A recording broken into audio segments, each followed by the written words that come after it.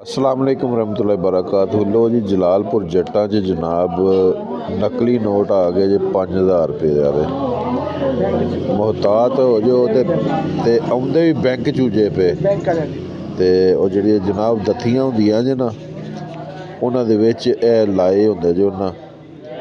बराए मेहरबानी कोई बंदा जिस वेले लैंदा सही तरह चैक करके लिया करो। जलालपुर जट्टा च जनाब काम शुरू हो गए है जे।